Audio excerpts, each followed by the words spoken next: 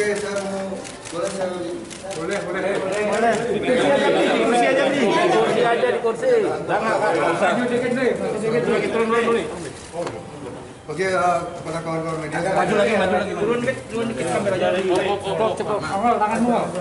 Oke, saya ada 3 butir yang saya sampaikan kepada publik.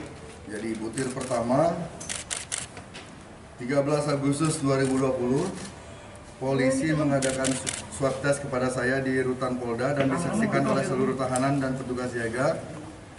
Kemarin hasil tes saya keluar dan hasilnya adalah negatif. Ya.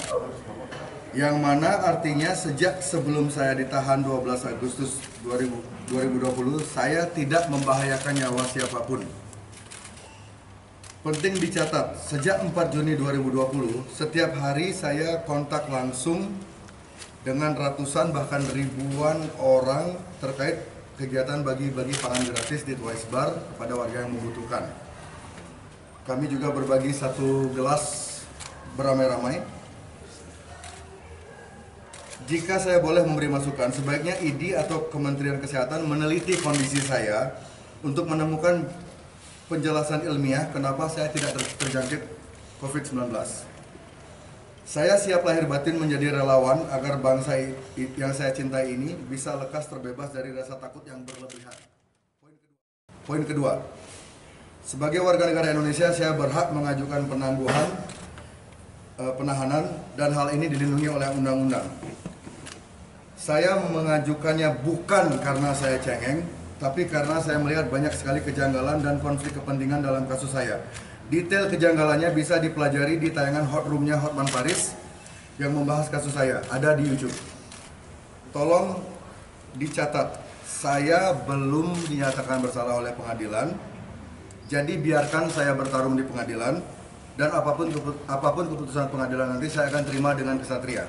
Sekali lagi, saya bukan cengeng, saya tidak cengeng.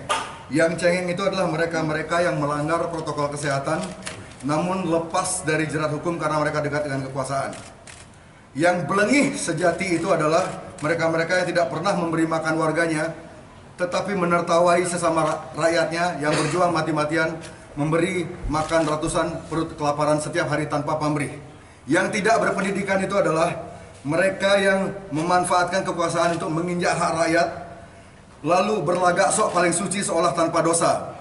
Leluhur Bali tidak buta, karma akan datang. Poin terakhir, yang ketiga, saya mohon kepada kawan-kawan saya yang santun, kawan-kawan saya yang cerdas, memiliki pergaulan luas, agar jangan diam saja melihat ketidakadilan yang menimpa rakyat kecil terkait kebijakan swab, rapid test, dan lain-lain. Negara kita memiliki anggaran ratusan triliun rupiah, sudah seharusnya tidak ada lagi yang namanya rakyat, terutama rakyat tidak mampu membayar swab test atau rapid test, dan dengan anggaran sebanyak itu sudah seharusnya tidak ada lagi yang namanya warga kita yang kelaparan akibat pandemi. Sebagai penutup, jadi